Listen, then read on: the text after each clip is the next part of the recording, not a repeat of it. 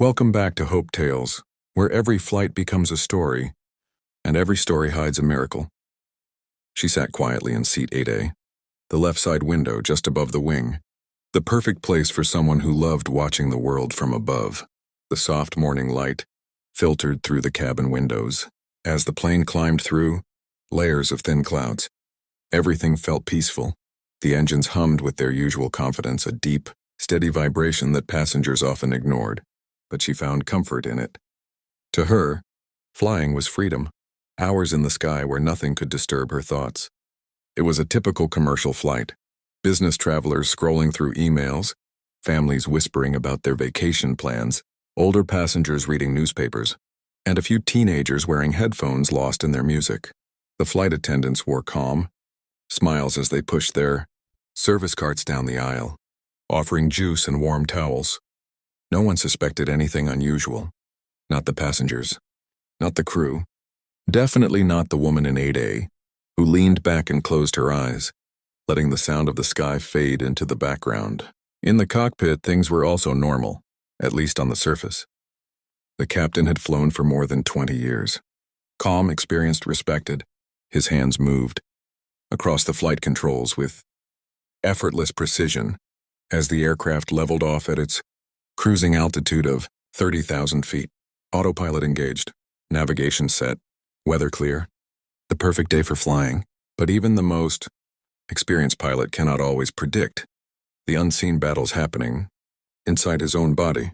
For the past half hour, he had felt a strange tightness in his chest, a pressure that came and went, like an invisible fist closing around his heart. He had tried ignoring it at first. After all, pilots often worked long hours and fatigue was normal. But this felt different. The discomfort slowly grew. A tingling sensation spread down his left arm. A small wave of dizziness washed over him. He blinked hard, trying to focus on the instrument panel. Still, he said nothing. Pilots are trained to stay calm, trained to push through discomfort, trained to trust their abilities. And he did until the moment his body refused to obey. Back in the cabin, she opened her eyes and glanced outside. The sky was brilliant, endless blue above, a soft layer of cotton-white clouds below. She felt grateful for this moment of peace, unaware that fate was placing her in the center of a story she never asked for, but one she was destined to face. She adjusted her seatbelt as the aircraft made a slight turn. The motion was smooth, gentle, the kind of maneuver that barely drew attention. But then came a subtle change, something she felt more than noticed, a faint shift in the aircraft's balance. It was almost nothing, a slight dip of the nose, and then it corrected. Most passengers didn't even notice, but 8A did. She was sensitive to the movement of planes, having flown dozens of times. Her instincts sensed something, not danger, not yet, but a disturbance somewhere behind the scenes. In the cockpit, the first officer glanced at the captain and immediately sensed something was wrong. The captain's face had lost its color. His breathing was shallow. Sweat glistened along his hairline. His left hand trembled as he tried to straighten in his seat. "Are you all right?" the first officer asked with his eyes, though the cockpit remained eerily silent. The captain didn't answer. He couldn't.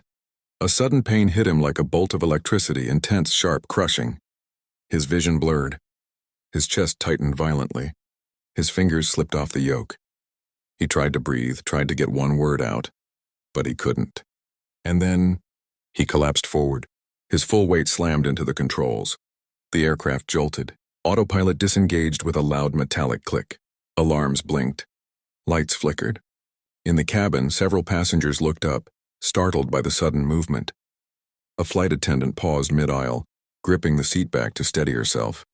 Seat 8A felt the jolt clearly. The plane dipped again, much more noticeable this time. Her back pressed harder against the seat. Her heartbeat accelerated, a wave of cold fear rising inside her. The horizon outside her window tilted. Just slightly, but enough for her to know this was not normal turbulence. The engine's hum had changed pitch too, subtle, but she felt it. She sat upright, eyes scanning the aisle, trying to understand what was happening. The first officer sprang into action. He fought against the captain's dead weight, pressing the controls forward, putting the plane into a shallow but dangerous descent. He used all his strength to pull the yoke back while simultaneously reaching for the Radio to contact air traffic control. But even with his training and experience, he was struggling. One pilot cannot safely fly a commercial aircraft with an unconscious body on top of the controls. He needed help immediately. In the cabin, the crew exchanged worried glances. The lead flight attendant moved quickly to the cockpit door, knocking urgently. But protocol didn't allow them to open it without authorization. Seconds felt like minutes as they waited for a response. Inside, the first officer could barely speak into the microphone. His voice cracked with stress as he declared a medical emergency. But ATC was still trying to understand the severity of the situation. The plane was not falling yet, but it was drifting, slowly, unpredictably, and everyone could feel it. Passengers shifted uneasily in their seats. Murmurs began to spread. Someone pressed the call button. Someone else whispered that the plane felt off, and in 8A her heart thumped against her chest. She pressed her right hand against the window, steadying herself, staring at the pale blue sky outside. She had no idea that within minutes, an announcement would echo through the cabin, an announcement that would change everything for her. But for now, she could only feel the wrongness in the air. Something unseen, something dangerous, something approaching fast. She didn't know the captain was collapsing. She didn't know the first officer was fighting for control. She didn't know she would soon play a role in saving the aircraft. All she knew was this: the peaceful flight she boarded was beginning to break apart. Not with an explosion, not with panic, but with a silent, invisible danger, a danger that had just struck the heart of the man responsible for keeping everyone alive, and 8A felt it first, the calm before chaos. The sudden jolt that moved through the aircraft was small, compared to what would come later, but it was enough to transform the mood inside the cabin. A few passengers lifted their heads. Others glanced toward the windows, and some simply tightened their seatbelts, hoping it was just normal turbulence. But everything about the movement felt wrong, too sharp, too unexplained, too sudden for a smooth air day. In the cockpit, chaos had begun wrapping itself around the first officer. The captain's unconscious body still lay slumped forward, his weight pinning the control column down, forcing the aircraft into a gradual but dangerous descent. Warning chimes echoed in the cramped space, each one more urgent than the last. Screens flashed amber, then red. Autopilot remained disengaged. The aircraft was drifting off its assigned altitude, slipping lower and lower through the sky. The first officer gripped the controls with both hands, his muscles tense, veins straining against the weight he was fighting. His heart pounded not just from the physical struggle, but from the terrifying realization that he was effectively flying alone, with a dead weight interfering at the worst possible moment. Outside the cockpit windows, the sky looked deceptively calm. Thin clouds drifted peacefully. Sunlight painted soft reflections on the glass, and there was nothing to hint at the invisible emergency unfolding behind the locked cockpit door. Meanwhile, passengers began sensing the shift. A subtle nose-down tilt, a slight change in engine tone, an uneasy vibration moving through the cabin floor. In seat 14B, an older man clutched the armrest tightly. In row 20, a mother held her child closer. A businessman shut his laptop and looked around nervously. Whispered questions spread through the aisles, quiet at first, then growing louder as fear found its way into their voices. In seat 8A, she felt every change more sharply than anyone else. Her mind replayed the moment the plane dipped earlier. That general instinct she trusted now screamed that something was escalating. She looked down at the wing, noticing how the angle seemed ever so slightly off from normal cruising posture. Her breath tightened in her chest. She didn't panic, but she braced herself, gripping the armrest, ready for anything. Inside the cockpit, the first officer fought his own internal war. His uniform stuck to his skin with sweat. The ringing alarms blurred into a single overwhelming echo as he tried to stabilize the descent. He needed both hands on the controls, but he also needed to radio for help. He needed to check the captain's condition. He needed to manage the systems. He needed another pair of hands, any hands. But he was alone. He forced the aircraft to level, just enough to buy himself a few seconds, and reached for the radio. His voice trembled as he contacted air traffic control, declaring an emergency. Words filled with pressure rushed out of him, unsure, breathless, strained. ATC responded instantly, but their calm voices couldn't reach the panic rising inside him. He wrestled the controls again as the captain's weight shifted slightly with the plane's movement. Each shift made the aircraft wobble unpredictably. Every moment he didn't have full control, the danger grew worse. He couldn't leave the pilot slumped where he was. He couldn't move him alone. He couldn't fly like this. And with every second, the plane was losing altitude. Back in the cabin, a flight attendant picked up the intercom and called the cockpit. No response. She tried again, her voice cracking despite her training. Fear tightened her throat as she turned to her team. Exchanging glances heavy with concern, she hurried toward the cockpit door, knocked urgently, and waited. But the reinforced door remained locked and silent. She tried again. Still nothing. Passengers noticed the frantic knocking and began whispering louder. Something was happening. Something serious. The woman in 8A watched the flight attendant's stiff movements. Something inside her shifted. Her instincts, her training, her sense of responsibility. They all aligned in a way she couldn't ignore. Whatever was happening up front, it wasn't small. It wasn't routine. It wasn't turbulence. A few rows back, a baby began crying. People stared at the overhead bins as if expecting them to rattle or burst open. Unease spread like a shadow. The plane dipped again, this time more sharply. Her stomach lurched. Gasps rippled through the cabin. Beverage cups slid across tray tables. A bag fell from an open overhead compartment. And for the first time, the passengers realized this was no ordinary mid-air bump. Something was seriously wrong. The first officer inside the cockpit was reaching his breaking point. He had managed to pull the aircraft out of a deeper dive, but his strength was fading.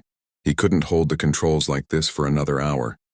He couldn't land alone with an unconscious captain blocking half the panel. He needed help. He grabbed the cabin interphone with one shaking hand and issued a command that almost never happens in commercial flight. He called for any medically trained person, any aviator, any volunteer capable of helping. He didn't explain why. He couldn't, but he made it clear the need was urgent. The announcement echoed through the cabin like a cold wave. Passengers froze mid-breath. Eyes widened. Fear became visible on faces. Some began praying silently. Others murmured in disbelief. But one person didn't freeze. The woman in seat 8A felt her pulse spike. Not with fear, but with purpose. She stood instantly, not waiting for anyone else to react. Years of basic medical training moved through her like instinct. She had no idea what awaited her behind that door, but she knew someone up front needed help, and she couldn't sit back while the rest of the passengers trembled in confusion. The crew saw her stand and moved toward her almost immediately, urgency in every step.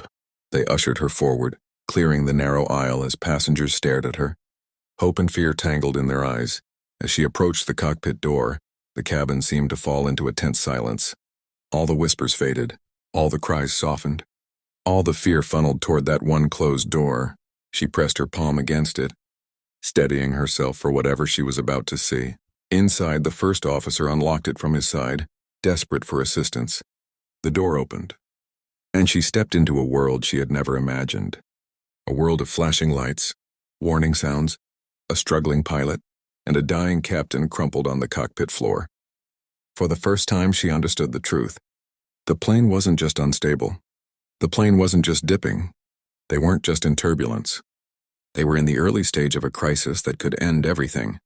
And without knowing it, she had just arrived at the very heart of it. She was no longer a passenger. She was part of the fight now. The cabin was tense, each passenger gripping their armrests as the plane shuddered violently. The left engine still burned, trailing smoke into the sky, and the second pilot's hands trembled on the controls.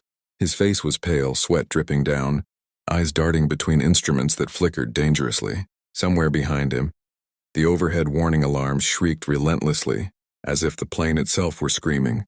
Suddenly, a door at the back of the cockpit opened. A girl no older than 17 appeared.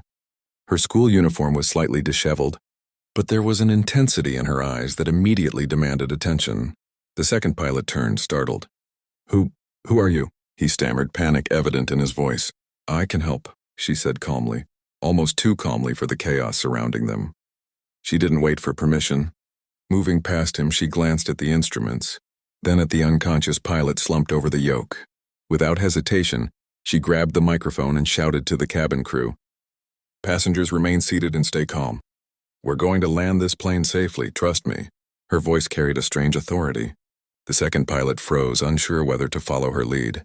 The girl noticed his hesitation. Listen to me. I've read manuals, I've simulated this exact situation countless times. I know what to do. Just trust me.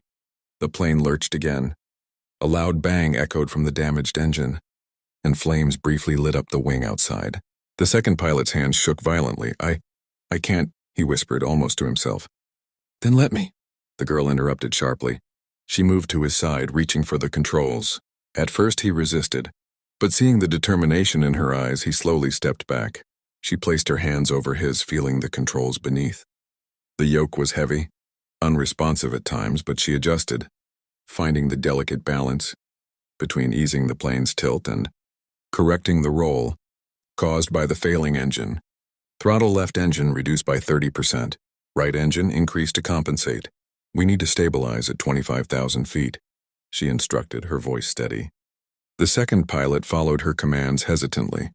To his surprise, the plane's violent shaking began to lessen slightly. Meanwhile, in the cabin, passengers sensed the subtle shift in control. Anxiety remained, but hope sparked as the shouts from the girl filtered through the intercom. Flight attendants moved swiftly, calming panicked passengers and ensuring seatbelts were fastened. Somewhere in row 12, a mother clutched her child tightly, whispering reassurances she barely believed herself. Back in the cockpit, the girl worked with precision. She monitored the warning lights, adjusting fuel flow and rudder input. She coordinated with air traffic control, using her phone to relay their position since the radio was damaged. We need a runway clear of obstacles. Priority landing. Boeing 737 left engine fire. Pilot incapacitated. Please guide us. The air traffic controller's voice crackled over the static. We have your location. Emergency services are ready. We'll guide you to the nearest airport. Follow my instructions carefully. The girl nodded, taking a deep breath. The plane dipped dangerously as turbulence struck, and the second pilot gasped, gripping the side console. Hold it steady, she shouted, repositioning the yoke. Her hands moved confidently, making tiny adjustments that kept the plane level enough to regain some stability. Time seemed to stretch. Outside, the sky was a mix of dark clouds and smoke from the burning engine. The wing flexed unnaturally with each gust of wind. Flames licked the metal, and the heat radiated into the cockpit. Every passenger's worst fear was confirmed in that brief flash of fire. Yet inside, the girl worked with a calm intensity that seemed almost otherworldly. We're almost at glide speed, she said, her voice cutting through the alarms. We need to drop altitude gradually. Follow my count. 3, 2, 1, steady.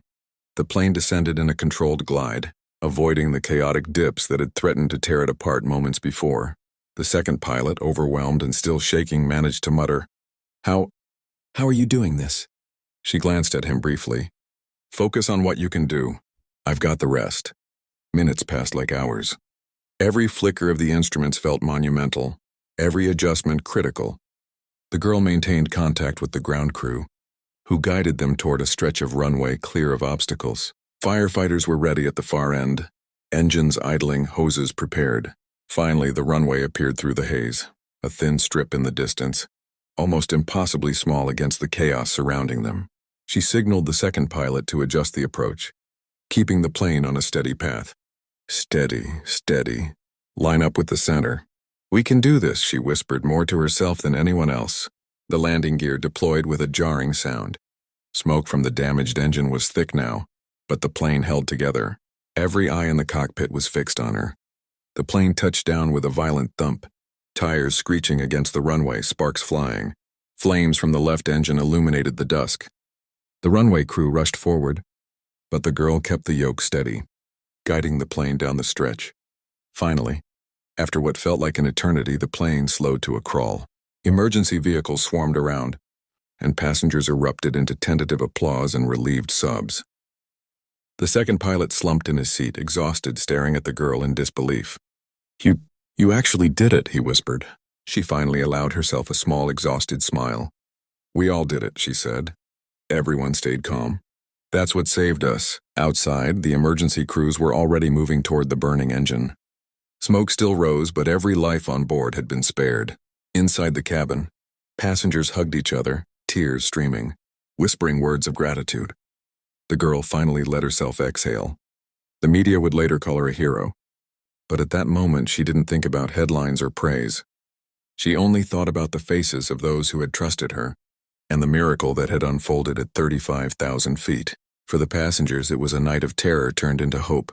For the second pilot, it was a lesson in courage and humility. And for the girl, it was proof that even the smallest person could change the course of fate. The plane was finally on the runway, but the emergency wasn't over. Flames still licked the damaged left engine, thick smoke curling into the evening sky. Emergency crews surrounded the aircraft, fire hoses at the ready.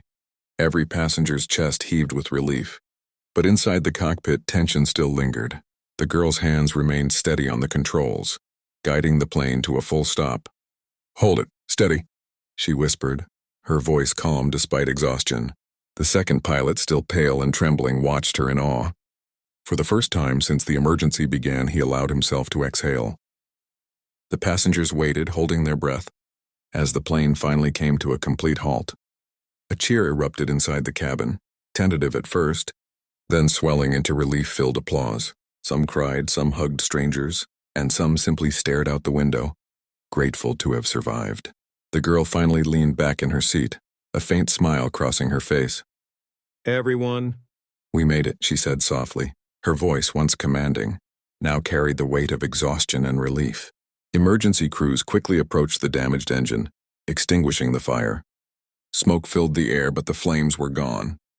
Passengers were carefully guided out of the plane, stepping onto the tarmac under bright floodlights, surrounded by firefighters and paramedics. Many whispered prayers, their faces a mix of shock and gratitude. Outside, the news helicopters circled, broadcasting live footage of the dramatic landing. Cameras captured the heroic girl being led down the steps by airport staff. She didn't speak to reporters. Her focus was on the people she had saved. Every passenger she had calmed, every life she had preserved was her reward. The second pilot finally found his voice. I owe you my life," he said, shaking. You were amazing." She shrugged modestly. "We all did it together," she said. Everyone stayed calm. That's what really saved us. News would later call her a hero, but at that moment, she didn't care about fame or recognition. Her thoughts were only on the relief around her, the passengers, walking safely across the tarmac, the children hugging their parents, the exhausted but smiling flight attendants. Paramedics escorted a few passengers who had minor injuries to waiting ambulances, but everyone else was safe. Airport staff coordinated the passengers' transfer to buses, and the girl was quietly led to a secluded area to rest. Despite the chaos, her mind replayed the landing over and over, the trembling controls, the shouts of the second pilot, the smoke-filled sky, and the feeling of guiding a plane through impossible odds. Later, when reporters finally approached, she only said, "I just did what needed to be done." Everyone stayed calm, and that made all the difference. Her humility contrasted with the magnitude of her achievement. Meanwhile, in the cockpit, the second pilot stared at the now silent instruments. He felt a newfound respect not just for the girl, but for the immense responsibility of flying. He realized how fragile life could be at 35,000 feet, and how courage and composure could turn terror into survival. For the passengers, the story would live on as a miracle, a terrifying ordeal transformed into hope. They spoke of the teenage girl who walked through the cockpit door and took control, saving hundreds of lives. Social media exploded with messages of admiration, and aviation authorities commended the crew for their resilience under pressure. In the following days, investigations confirmed that the left engine had suffered catastrophic failure mid-flight. Analysts praised the calm decision-making of the crew and the unusual but effective actions of the girl. They highlighted how her guidance prevented what could have been a disaster. For the girl, life returned to normal, though her reputation had quietly shifted. Friends and family celebrated her bravery, but she remained grounded, humble, and thoughtful. She had faced fear at its peak and discovered the depths of her own courage. That night, as the sun set over the runway, she stood watching the plane she had landed safely. She felt a deep sense of satisfaction and hope. Even in the darkest moments, she thought, someone can step up and change everything. The passengers, the crew, and everyone who witnessed the event would carry that hope forward. The story of survival, courage, and calm under pressure became a symbol of resilience. And though the plane had carried them through fear, it was the bravery of one young girl that truly brought them safely home. As emergency lights dimmed and the airport returned to normal, one thought lingered in everyone's mind. Sometimes, Heroes appear where least expected, and hope is never lost, even 35,000 feet above the ground.